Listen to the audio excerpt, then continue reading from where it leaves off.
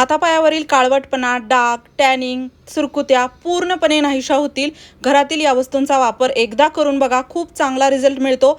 मला मिळाला आहे, तुम्हालाही मिळेल। एकही रुपया खर्च न करता आपण खूप जास्त आपली त्वचा चांगली करू शकतो। आजकाल थोडंही उन्हात गेलं की खूप जास्त कडक ऊन आहे, लगेचच हातावर काळवटपणा जाणवतो, चेहऱ्यावरती आणि टॅनिंग खूप जास्त होते। तर अशा प्रकारे तुम्ही त्याला खूप लवकर असं काढू शकता।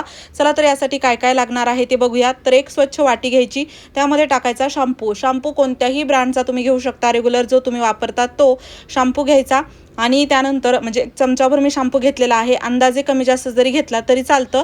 शॅम्पू टाकल्यानंतर यामध्ये आपल्याला टाकायचा आहे अर्धा चमचा साखर इथे टाकायची, चांगली मिक्स करायची। एवढी मिक्स करायची की साखर विरघळून अर्धी झाली पाहिजे, म्हणजे साखरेचा तुकडा अर्धा झाला पाहिजे। थोडंसं हे खडबडीत आपण बनवणार आहोत, पण साखर कशी मोठी मोठी असते तर त्याला थोडंसं विरघळूपर्यंत आपण याला हलवायचं आहे। आणि जसं आता तुम्ही यामध्ये बघाल तर साखरेचे दाणे छोटे झालेले आहेत, त्यामुळे याला आपण आता असंच ठेवूयात। आता साखर ही आपल्याला छोटी करणं म्हणजे त्याला विरघळणं खूप गरजेचं आहे।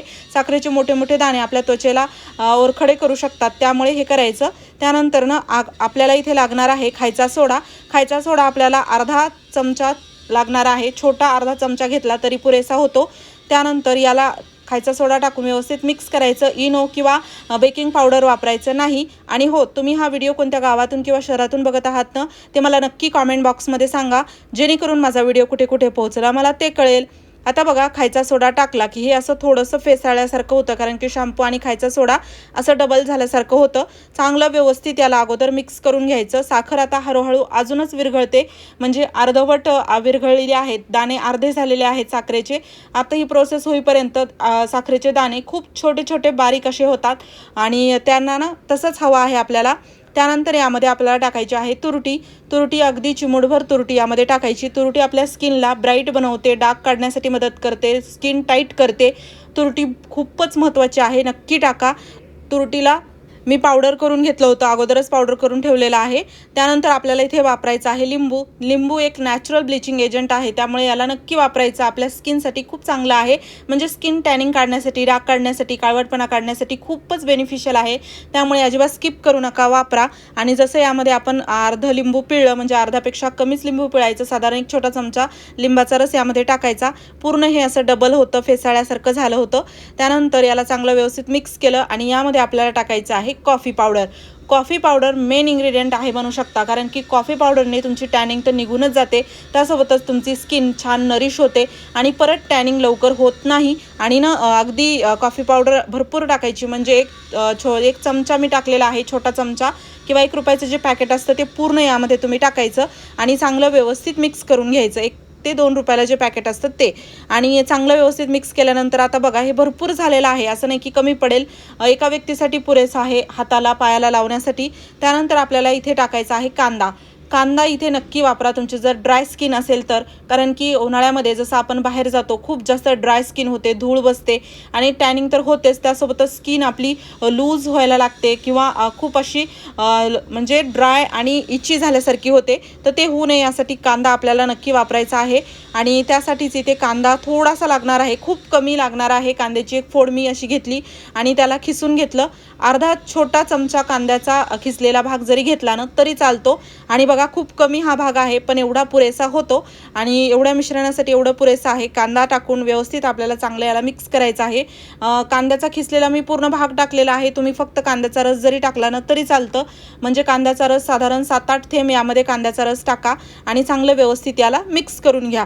आता बघा यामध्ये आपण टाकलेले इन्ग्रेडियंट सर्वांना सूट होणारे आहेत, सर्वांच्या घरी उपलब्ध असणारे आहेत आणि आपल्या स्किनला अजूनच चांगलं बनवण्यासाठी वापरलेले आहेत। त्यातच आपल्याला वापरायचं आहे ॲलोवेरा जेल। आता यामध्ये आपण शॅम्पू किंवा इतर गोष्टी टाकलेल्या आहेत, त्यामुळे आपली स्किन जी आहे थोडीशी रुक्ष अशी ड्राय वाटू शकते, टॅनिंग तर निघून जाते पण ड्राय होऊ शकते।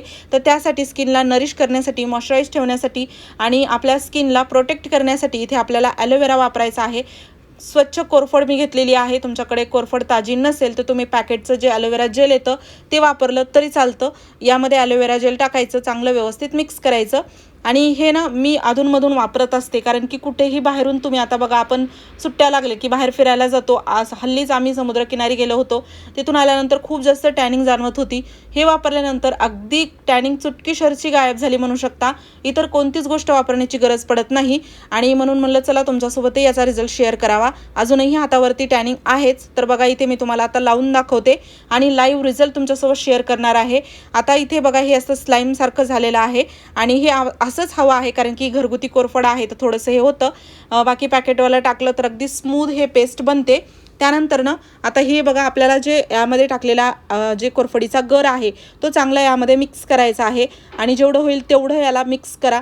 त्यानंतर हातावरती कोणतंही अगोदरचं काही मेकअप क्रीम केमिकल नसावं, स्वच्छ पाण्याने हात धुवून घ्यायचा आणि त्यानंतर आपल्याला हे असं लावायचं आहे.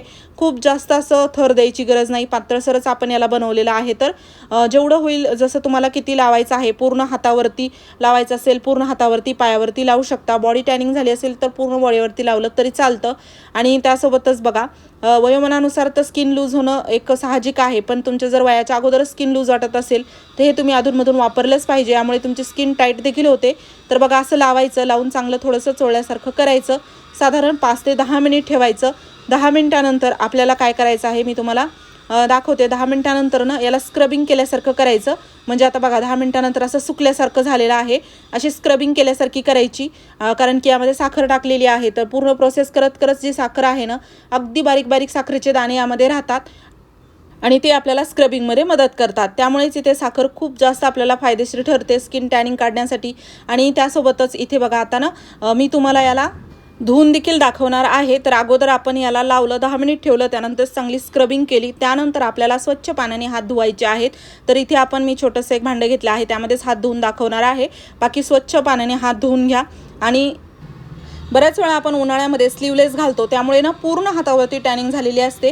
तर पूर्ण हातावरती जरी लावलं ना तरी चालतं. आणि जिथे तुम्हाला कुठे डाग झालेले असतील किंवा काळवटला असेल तर भाग तो त्या ठिकाणी जरी लावलं तरी चालतं. अंडरआर्म्समध्ये देखील हे काम करतं. आणि बघा स्वच्छ पाण्याने मी हात धुतलेला आहे. आता बघा तुम्हाला विजिबल रिझल्ट दिसत असेल जिथे जिथे आपण याला लावलेलं आहे. म्हणजे अगदी याला धुताना जिथपर्यंत हे गेलेली आहे पेस्ट, तिथपर्यंत चोळताना धुताना तिथपर्यंत हा भाग स्वच्छ झालेला आहे आणि पूर्ण टॅनिंग निघून गेलेली आहे, काळवटपणा निघून गेलेला आहे. आणि अगदी तुमच्या लक्षात येतच असेल याच्यामधील फरक. खूप चांगला रिझल्ट मिळतो, तुम्ही ट्राय करून एकदा बघा.